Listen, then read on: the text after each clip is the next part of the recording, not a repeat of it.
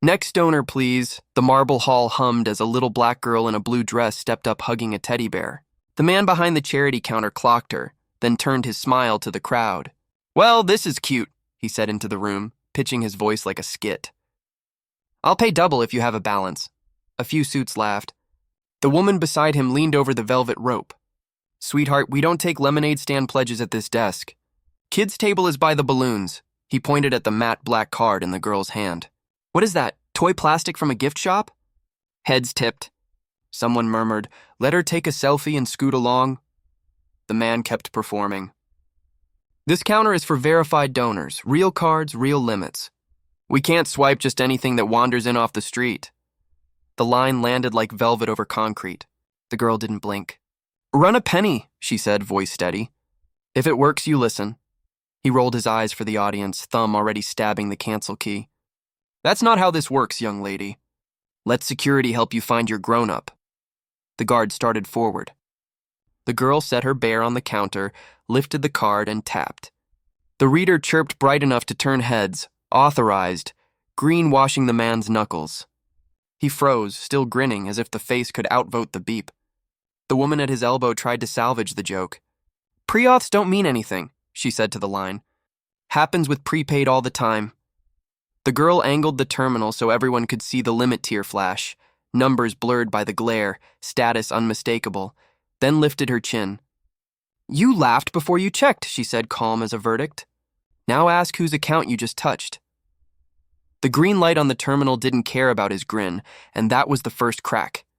Glitches happen, the man said to the line, still performing. Pre-auth isn't payment. Security, let's get her to the kids' area. The guard moved. The girl didn't. Start with your ledger, she said, placing the card flat on the counter. Pick one family you flagged tonight as balance due. I said I'll pay double. The woman clerk smirked. We don't discuss real accounts with minors. A development director with a tablet drawn by the beep stepped in, eyebrow lifted. Which device approved? The clerk flipped the screen, then stalled. The bin readout wasn't toy anything. It mapped to a foundation processor. The director keyed an admin code and the event portal blinked awake. Sponsor guarantee active. Account ID, Washington Family Trust, Zuri Pledge. Available, 7 figures. The man tried to laugh it back into a joke. Anyone can memorize a fancy name. That's just branding. Run a real line item, the girl said, calm. School lunch debt, clinic invoice, or the after-school bus fees you parked because parents didn't qualify for the gala discount. Run $1. He mashed cancel again. The director overrode him and tapped one drawer to the bus ledger. The reader chirped green a second time, then the portal flashed, paid, residual credit available. A woman near the velvet rope gasped into her phone. Mom, your clinic notice just cleared. Heads turned. The man's smile hardened like a mask that no longer fit. Who are you? He asked, quieter now. The girl hugged her bear once and lifted her chin. Ask the name on the pledge you've been spending all night, she said. You read it from the stage. The development director scrolled, blinked, then lifted his tablet so the ballroom lights caught the header everyone had clapped for an hour earlier. Washington Family Trust, the Zuri Double. The man at the counter, his badge read Mark, kept the grin, but his eyes searched for a softer story. The Zuri thing is branding, he told the crowd. A mascot. The girl hugged her bear once. It's my grandmother's middle name, she said, steady. I'm the junior trustee. Your MC thanked me at 6:05. The director checked the stage script and the CFO's email, and both sentences arrived at the same time. Authorized signatory, Zuri Washington, mobile disbursement card enabled for on-site match. Mark tried to upgrade his dismissal to etiquette. We just need an adult for liability. The director flipped the admin log. Manual cancel attempts by Mark Caldwell at 7:41 and 7:42. Overrode by admin at 7:42:11. $1 bus ledger test paid by Zuri Pledge. You used my name on your slides, Zuri added, angling the tablet so the waiting parents could see the donor deck with the same title. You read it from the stage. But when I stood here, you sent me to balloons. A mother near the rope put a hand over her mouth. A clinic volunteer whispered, that's the double match. Mark reached for tone like a life raft. It's a misunderstanding. The director's voice was careful but clear. No, it's verification. And bias. He tapped the mic icon. Finance, put Ms. Ellis on speaker. The CFO's voice filled the marble, confirming the Zuri double is real. Zuri Washington is authorized. Any debt flagged tonight clears at 2x on her approval. Zuri set her card back on the counter. Start with the school lunch ledger, she said. Then the clinic balances you parked for paperwork. We'll keep going until the red lines are gone. The laughter was gone. The room had to decide whether to keep watching or finally start listening. Start with school lunches, Zuri said, laying the card flat like a key. The director mirrored the portal to a side monitor, and the guard, suddenly unsure, stepped out of the frame as the first line item blinked alive. Jefferson Elementary Cafeteria, 31240, tap. The terminal chirped and the screen stamped paid X2, balance 0, surplus routed to hardship fund. A parent in the crowd clapped a hand to her mouth as her phone buzzed. Your cafeteria balance is cleared. And the chuckles that had followed Zuri to the counter thinned to a hush. Clinic balance is next, she said. And the director cued 3 at once. $87.00, $540 yours, $1,020, each beep stacking like a metronome. Each receipt printing with the same line at the bottom, Washington Family Trust, Zuri double applied. Mark tried one last reframe, voice stuck between PR and panic. We must protect donors from scams. It's policy. He told the room that had watched him mash cancel twice. The director didn't raise his tone. Policy says verify first, he replied, tapping an admin tile that displayed the 2 RPM staff memo. Authorized signatory Zuri Washington, on-site card enabled. Beside each name, little read receipts glowed green, except one, Caldwell Mark. Unread. Zuri kept paying while the evidence turned the counter into a mirror. Bus ledger, 0. After-school program, 0. Clinic hardship queue, 0 with surplus. The woman clerk set her pen down like it weighed more than before. Announce it, Zuri said, not for applause, but so the parents at the rope could breathe. If you were flagged for a balance to step up, we'll clear it twice. No photos, just receipts. The MC finally found his mic. The crowd shifted from audience to line, and the director, eyebrows drawn, opened one more window for the report that would outlast the night. A log of who laughed, who canceled, and who verified. His cursor hovered over the unread memo next to Mark's name and stopped there, blinking like a heartbeat. Because the next part wasn't about payments. It was about accountability. The line had shifted from audience to beneficiaries when the foundation's COO arrived with a compliance officer, and the room temperature changed from gala to audit. Mark tried to meet them with a smile shaped like rescue. We were protecting donors from scams, he said, voice loud enough for the crowd he'd courted before. The compliance officer held up the 2.PM staff memo on her tablet, authorized signatory Zuri Washington, on-site card enabled. Verify digital ID before declining any payment, then tapped the read receipts glowing green by every name but one. You didn't protect donors, she said, eyes on Mark's badge. You skipped verification and performed humiliation. She hit play on the counter mic, his kid's table, toy plastic, and wandered in off the street lined up beside 2 manual cancels. Parents in the queue looked from the waveform to Zuri, who was still clearing balances as if the insults were just static. Mark reached for the oldest rewrite. It was a misunderstanding. She's a child. The COO didn't blink. She's a junior trustee whose name you used on the slides. Step aside. The guard who had advanced on Zuri an hour earlier took one step back from her and one step closer to the man who had waved him in. The woman clerk, cheeks hot, said into the mic what everyone had seen. I laughed. I didn't check. That was wrong. Zuri nodded without turning it into a scene. Non-retaliation applies, she said. Anyone who tells the truth keeps their job. She lifted the card again. Next ledger. The receipts printed, and the compliance officer began the second stack, the incident report that would outlast the flowers. Counter audio.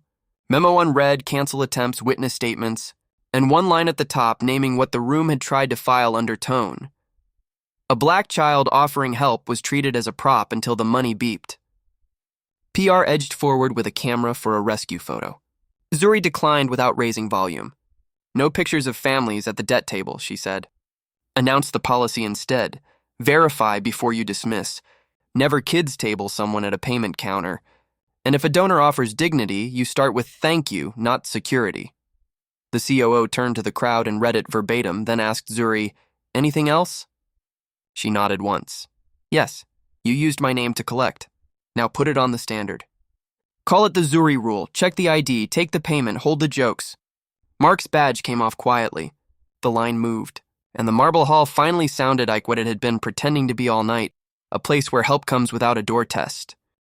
While Zuri kept clearing balances, compliance opened 6 months of counterlogs, and the hall watched a pattern unfold that looked too neat to be chance. Declines without verification, clustered around walk-ups. Almost all of them black families or elders in work uniforms. The internal chat used phrases like redirect to kids area and not our demo whenever a donor or payer didn't fit the gala dress code. A quick reference sheet at the desk literally said, "If uncertain, smile, balloons, security," and Mark's initials sat beside the note. The COO read each line into the record, then matched them to tonight's audio. Kids table, toy plastic, wandered in off the street, the same script in a nicer font. PR tried a softer noun, misunderstanding, but the director overlaid the read receipts that made it hard to pretend. Everyone had opened the 2 p.m. memo authorizing Zuri's credential except Mark. Zuri didn't pause to watch them squirm. She kept tapping ledgers to zero and redirected the surplus like a CFO who had done this before. Lunch debt cleared with the extra rolled into next month's safety net. Clinic balances erased with medication vouchers funded. The after-school bus route restored through June. When the clerk who owned her mistake asked what to say at the mic, Zuri handed her a sentence instead of a script. "We verify before we decide who belongs." The guard stepped back to the rope and, for once, kept watch over the people who had been told to wait. The COO moved from apology to surgery, immediate retraining, counter audio archived, chat monitored, balloons redirect retired. The Zuri rule printed above every terminal. Verify the ID, accept the payment. Never joke at a debt table. And added teeth. Any staff who decline without scanning face suspension. Any kids table note becomes a conduct write-up. He looked to Zuri. "Anything we've missed?" She nodded at the families now stepping forward without shrinking. "Publish the numbers," she said. "If bias cost people dignity tonight, let the fix be public too." The screen behind the counter updated. Balances cleared, programs restored, and one bright line at the bottom that would outlast the flowers. Zuri double applied with respect. Word traveled faster than the receipts. By the time the clinic ledger hit zero, 3 board members stepped out from the VIP row with faces that knew the video was already leaving the room. One of them had laughed earlier. Now he spoke into the desk mic without spin. "We used her name on the slides and treated her like a prop at the counter. That's not hospitality, it's prejudice." Compliance stacked the last exhibits: counter audio, unread memo, cancel attempts, chat snippets with kids area and not our demo, then clicked record on a new tab titled Corrective Actions. The COO stopped performing regret and started voting. Effective now. Mark Caldwell is suspended pending termination for cause. Redirect to kids area language is retired. All declines require a verified scan and a typed reason. Any joke at a debt table is a conduct strike. The security guard cleared his throat and did the rare thing in a suit room. He apologized into the mic, not into the hallway. "I moved toward her because I was told to redirect walk-ups I didn't verify. I'm sorry." Zuri didn't turn it into a moment for herself. She turned it into a standard for everyone. "Keep him if he trains on the fix and protects the line," she said. "Non-retaliation applies to anyone who tells the truth." A parent in a fast food polo stepped forward, phone buzzing with the cafeteria's zero balance alert, and the crowd finally clapped for the right thing, a family leaving with relief instead of paperwork. A board member asked what they could fund beyond the applause. Zuri didn't blink. A dignity desk at every event. 2 staff whose only job is verification before decisions. Post the Zuri rule above every terminal. Verify the ID, accept the payment, hold the jokes. Publish monthly numbers. How many declines after scans? How many kids area redirects? How many fixes? The COO nodded and added teeth. Dual terminal scanning so paper only dies. Counter audio mirrored to compliance. Bias training required before anyone works a ledger. Community observers invited to audit the first 3 events. PR lifted a camera. Zuri lowered their lens with one sentence that will outlast the press cycle. No photos of people at debt tables. The picture is the policy.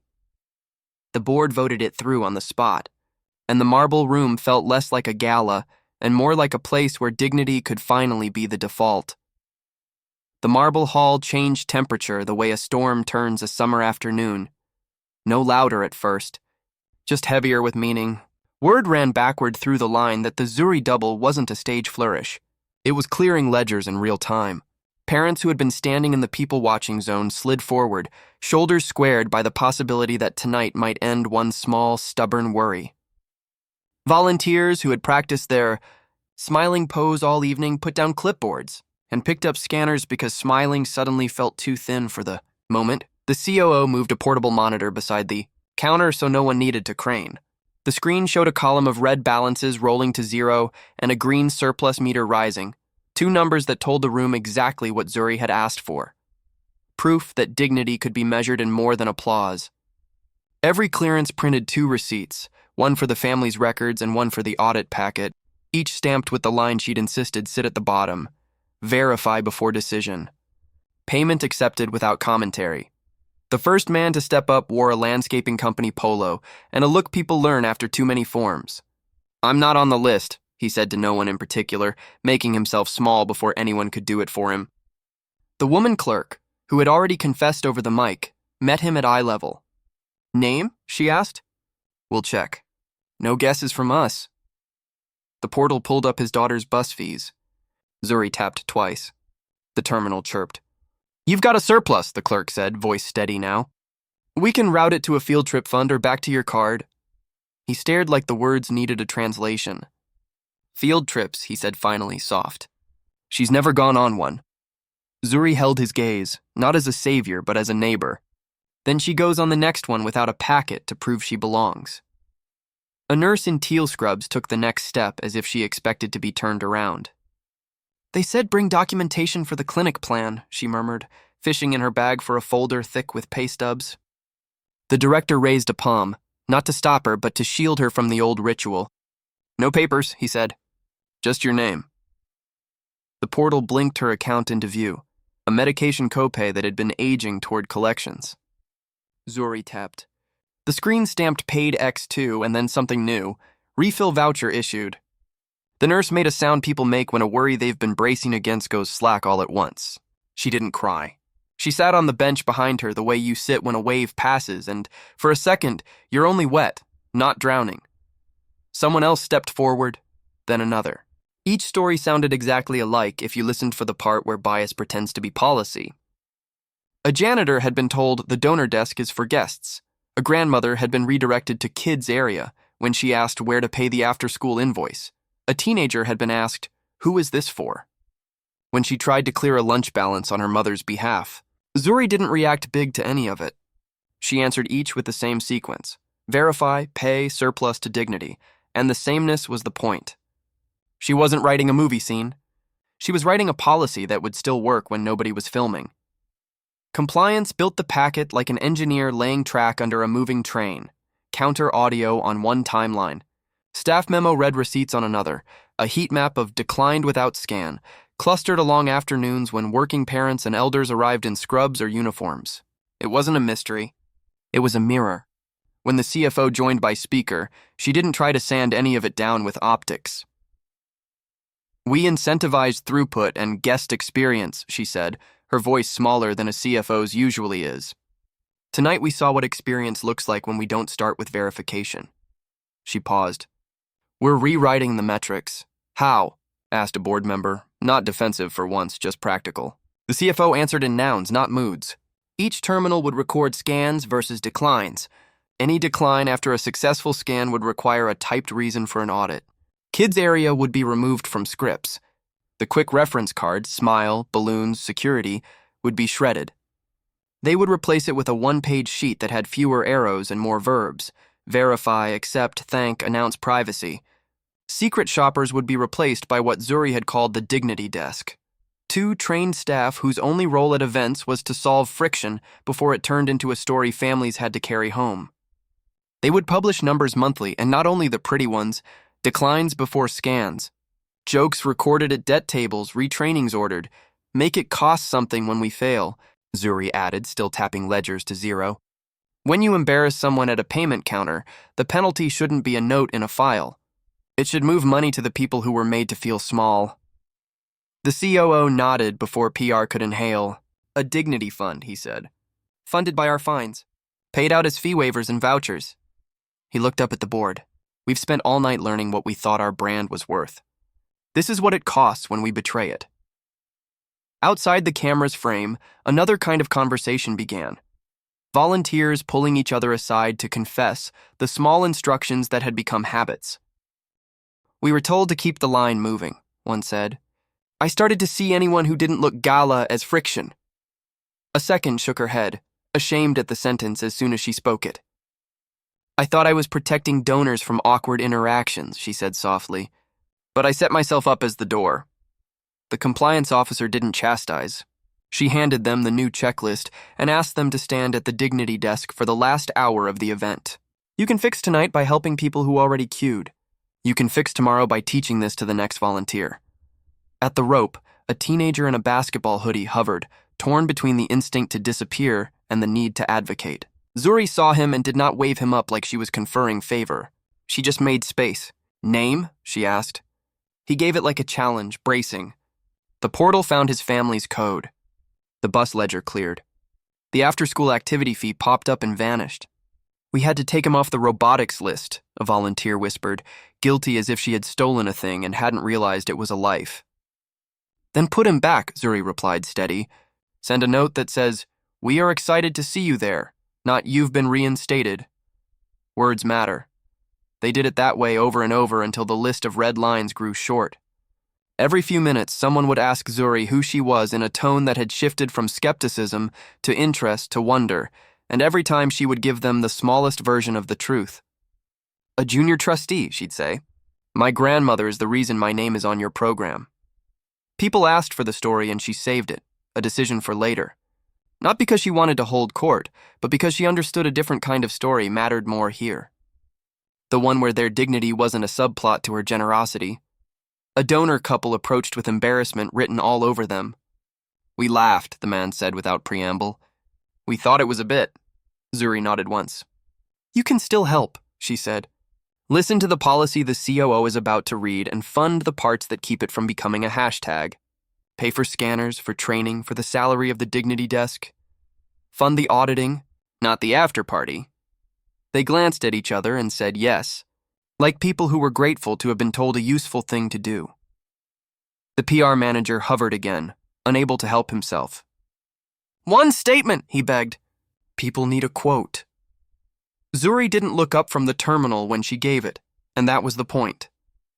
The quote wasn't a performance. We don't fund shame. We fund solutions, she said.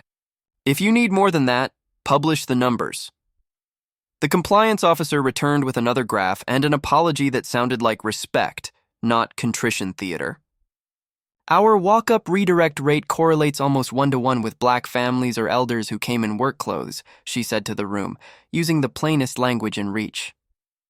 That's not optics, it's discrimination. We're responsible.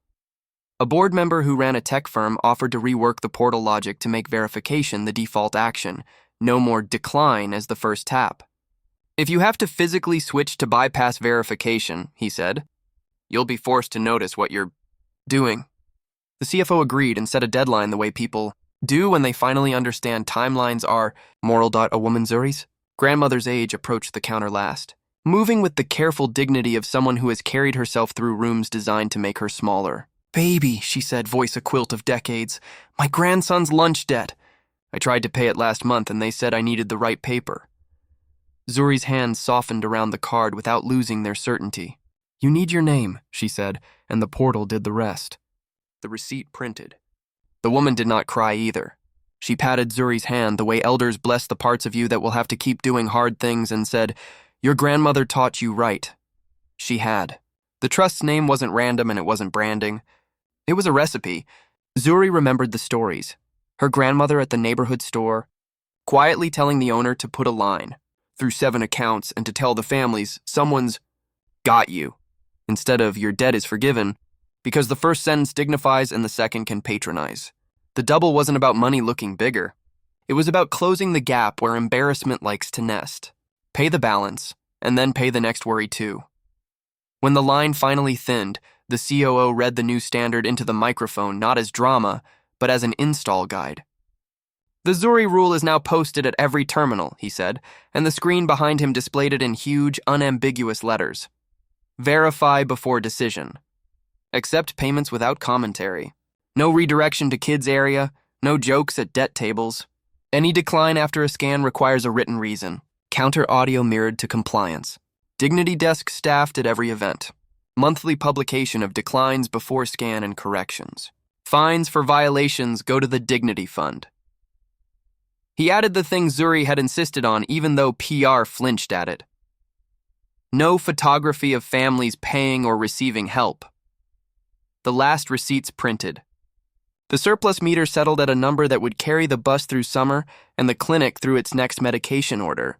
The MC, who had begun the night with a script of witty segues and sponsor mentions, ended it with a different register. If you came to be seen, he said, looking directly at the donors' row for the first honest time all evening, tonight showed us the mirror. If you came to help, the desk is still open, and the work just started. After the crowd thinned, the COO asked Zuri if she wanted to say anything for the record. She thought about her grandmother again, about the ledger in a shop that had kept a neighborhood's shame off the books. Just this, she said. Don't make me the moral of a story while families are still explaining themselves at counters you control. Make verification the first move and dignity the default. Publish the numbers so I don't have to come back and do your job for you. He nodded. And the tiny sound of the nod, no microphone, no amplification, was the thing that convinced her they might keep their word. The compliance officer slid the finished packet across the counter. On top sat a summary no one could conveniently misremember later. A black child offering help was mocked and redirected until the money beeped. Staff skipped verification. Policy rewarded speed over respect. Corrective actions implemented same night. She had appended a line Zuri would keep. Bias was not an incident. It was a workflow. The fix is a workflow, too. Behind them, volunteers reconfigured the space for the last task of the evening. The balloons came down, not as a funeral for anyone's innocence, but because it felt wrong to leave them up over a table that had been used as a border. The Dignity Desk sign, printed on copy paper for tonight, went into a frame. The woman clerk taped a tiny post-it above her terminal that read, in her own handwriting, "Verify before feeling." She nodded to Zuri, and Zuri nodded back, a small exchange of trust that carried more weight than the MC's earlier ovations. On the way out, the security guard hovered by the door and took a breath. "I'm scheduled for the next event," he said. "I asked to work the Dignity Desk." Zuri did not absolve him. She did something harder. "Then protect the line," she said. "When someone walks up with a card and a steady voice, make the scanner your first move. If anyone tells you to do different, make a report, not a scene." He said yes, ma'am, without irony, and she believed him exactly as far as the next scan, and no further. That is what a standard is for, to catch us when our promises run thin. Outside, the night air took the heat from the room's learning. Zuri and the director stood on the steps looking back through the glass at the counter that had finally learned how to be the thing it pretended to be in brochures. "We'll send the monthly numbers," he said, "and you have my cell if they ever stop looking like that." She smiled once, tired but not emptied. "You don't owe me a call," she said. "You owe them a standard." Then she tucked her bear under her arm, slid the card back into the pocket of her blue dress, and walked down the steps without a camera following her, because the story didn't live in a feed anymore. It lived in a workflow that would either hold or crack the next time someone short and black and certain stepped up to a counter and said, "Run a penny." The marble hall emptied into a lobby that still smelled like catered confidence, and that's where the pushback tried to regroup.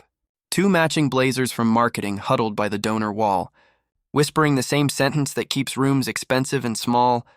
Tonight drifted off-brand. We can't turn these events into walk-up service for people who aren't our demo. A volunteer in a name tag that had been ignored all evening heard it clean, wrote it down, and handed the note to compliance like it was evidence, and it was. The officer opened the internal Slack on her tablet and searched demo. The results stacked like a bad chorus. Redirect to kids area. Not our demo. Keep rope tidy. Invite-only photo line. Not our demo. Walk-ups get balloons. Not our demo.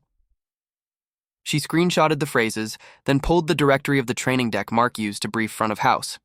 A slide blinked up with hierarchies disguised as hospitality. VIP look, Cirction greet plus fast track. Unsure Equer smile plus balloons plus security. The footer carried 3 initials. MC. She didn't stop at the initials. She opened the version history and saw who had blessed the deck when he wasn't in the room to be impressed. VP Dev. The pattern wasn't a mistake. It was an instruction. By the time the board filed into the side conference room, the last parent had left with a zeroed balance and a paper cup of water. Zuri stood at the end of the long table with her bear tucked under her arm, not as a prop, but because children are allowed to keep the things that make them brave. The board chair started with gratitude, then softened it the way boards do when they still want to like themselves. We're deeply sorry for what you experienced, Ms. Washington. We'll use this to learn. Zuri didn't flinch. You already learned, she said, tapping the stack of printouts. The 2 PM memo authorizing her credential. Mark's unread receipt. The chat that said, not our demo. The deck with smile, balloons, security. You learned it too. You chose a different lesson at 7. The chair regarded the table full of adults like it had just introduced them. He tried the last polite evasion. We were unaware of the tone at the counter. Zuri didn't kill him with volume. She killed the dodge with a fact. You used my name to fill this room. Then you made me prove it when I was the only black child at your desk. That's not tone. That's a standard you liked until the record talked back. Compliance laid the upstream chain on the table like a clean incision. Mark's deck, the VP's approval, marketing's on-brand notes, the redirect script, the unread memo, the manual cancels, the guard call, the slap, the green beep, the fix. Tonight didn't go wrong at the counter, she said. It went wrong in this folder. She slid the printouts to the chair. The words not our demo are in your culture like air. That's when the reveal finished its sentence and the part after. The ellipsis finally had a room to stand in. Not knowing she was... The board had guessed it already, but guessing doesn't carry the weight of hearing it declared. Zuri is not just the kid with a card. She is the junior trustee of the Washington Family Trust, the anchor donor underwriting the next 3 years of the foundation's work. The signatory who controls the monthly release of funds through performance clauses, the board had applauded without reading, and the person designated by her grandmother to take the youth seat with vote rights on the new oversight committee. She is the reason the lights stay on. The bus runs, the clinic buys generics in bulk, and the person tasked with making sure those lights shine where the rope used to be. You clapped for the Zuri double because it made a pretty slide, she said, steady. You didn't think it would make a rule. The VP of Development tried a donor class pivot. We must protect the brand our generous patrons expect. Zuri looked at the paper, not at his watch. Your brand is who you help when no one's taking pictures, she said, then pointed to the clause her grandmother made a condition of the trust, dignity metrics. Our money sits in escrow and releases monthly, if and only if the dignity metrics are met. Verification rates, declines after scan, kids area redirects, complaint resolution. Tonight you met one metric by accident. You published the rule. She tapped the counter audio. Now you'll meet the others on purpose. The board chair leaned forward, the way people do when they decide to stop treating truth like a rumor. Spell the fix, he said. Zuri did, without theatrics like a person ordering the right parts for a machine. Retire anyone who wrote not our demo policies. Retrain everyone who works a ledger. Pay the people who tell the truth. Publish the numbers that make you nervous. Build a dignity desk at every event staffed by people empowered to say yes correctly and no kindly. And give me an audit login that doesn't require your PR team. Compliance added teeth. Declines without scan trigger a suspension. Any kids table or demo language in internal comms becomes a conduct strike. All front-facing staff complete bias and verification training before the next gala. Every event has 3 community observers whose names are posted at the door. Monthly public report. Quarterly surprise audits. The VP Dev who signed off on the deck is placed on leave pending independent review. The VP opened his mouth to explain and closed it on a look from the chair that said you had tonight to be the good guy. You used it up. He stared at his lapel pin the way people look at tiny, shiny things when they can't control big, ordinary truths. Outside the glass wall, the lobby had emptied to cleaners and the echo of cups. A late bus idled at the curb, the driver watching the door with the patience of someone who has seen both sides of a rope and is content to wait for the people inside to write better rules. Zuri glanced at the clock. "We're done with speeches." "I have homework," she said, which landed harder than any adult line because it reminded them who had done what in what order. She slid a one-page addendum across the table. "It's the Dignity Covenant. Sign it now so no one can say they forgot." The chair read it out loud because reading rules out loud makes it harder to pretend they're optional. Verify the ID. Accept the payment. Hold the jokes. Publish the numbers. No redirects to kids' areas. No demo shorthand. No declines without scanning. Body cam style audio at all counters. Non-retaliation with hazard pay for whistleblowers. Community observers in the room. Dignity metrics tied to disbursements. "We sign," the chair said, and he did, followed by two board members who were faster with a pen than with regret. The VP hesitated, and the COO slid the document closer like a test he could pass without cheating. He signed, not because he believed yet, but because the escrow clause made belief less relevant than compliance. In the hallway, a few suits who had laughed earlier huddled over their screens, deciding whether to call what happened a misunderstanding that became a teachable moment or a reckoning we deserved. The PR lead closed the laptop gently. "We're not narrating over this," she said. "We're posting the covenant and the numbers. That's the story." As Zuri stepped toward the door, a woman in a housekeeping polo reached for a dustpan and instead reached for Zuri's free hand. "I've been told kids area in 5 different uniforms," she said quietly. "Thank you for making a rule in a room I clean." Zuri squeezed back. "It's your room too," she said. "Now it's written down." On the sidewalk, the night was soft and honest. Her grandmother waited in a sedan that had more miles of service than status. Zuri slid into the front seat, bare under her arm, a small girl again in a way no room can take away. "How'd it go?" Gran asked, eyes on the road like always. Zuri looked back at the building where her name had been a slide and was now a standard. "We paid the balances," she said. "And we changed the bill." Gran smiled without looking away from traffic. "That's my girl." Inside, the board chair stood in front of the empty counter, reading the new placard one more time like it might read him back. "Verify the ID. Accept the payment. Hold the jokes. Publish the numbers." He reached up and pressed the tape harder against the wood, as if pressure could be policy.